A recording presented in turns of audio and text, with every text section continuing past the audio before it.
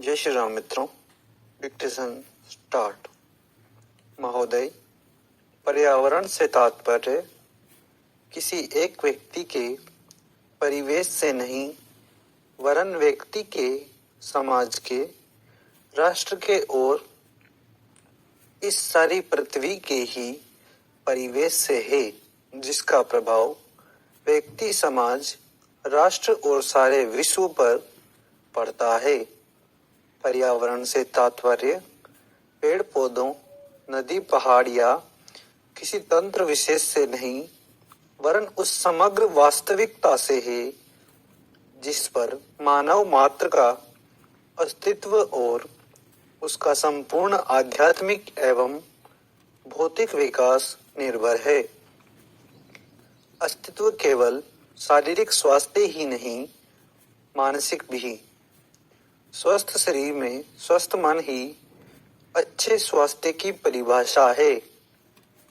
शारीरिक स्वास्थ्य हमारे आहार पर निर्भर है, जिसका स्रोत इस पृथ्वी का जल, थल, वायुमंडल है। मानसिक स्वास्थ्य भी प्रकारांतर से इन्हीं पर निर्भर है, क्योंकि जैसा खाए अन्न वैसा बने मन। स्वस्थ जीवन पर सबसे अधिक प्रभाव हमारे चिंतन का, हमारी परंपराओं का और उन सब परिस्थितियों का पड़ता है जो हमारे ऊपर आरोपित हैं या की गई हैं या की जा रही हैं। इसलिए पर्यावरण या परिवेश में जल, थल, वायु ही नहीं, बल्कि वे सारे घटक महत्वपूर्ण हैं जिनका कुछ भी प्रभाव हमारे जीवन पर, हमारी क्रियाशीलता पर पड़ता है, जैसे हमारे विचार, हमारे आचरण और हमारी परंपराएं एवं संस्कृति आदि। सदा से मानव की आकांक्षा उन्नति और विकास की रही है। जगत का अर्थ ही है गतिमान और गति दोनों ओर संभव है, उन्नति की ओर भी और अवनति की ओर भी। पहली को हम प्रगति कहते हैं, दूसरी को अगति, विगति, अधोगति या दुर्गति कह सकते हैं। वास्तव में मनुष्य ऐसा जटिल प्राणी है जिसमें अनेक विरोधाभासी और असंगत प्रतीत होने वाली प्रवृत्तियां और प्रक्रियाएं होती है। वह कानून और व्यवस्था की मांग करता है, किंतु चलचित्र, दूरदर्शन आदि में स्वतः भड़की हिंसा या खेलों में युक्ति पूर्वक की गई हिंसा अथवा अनीति से मंत्रमुग्ध भी हो जाता है।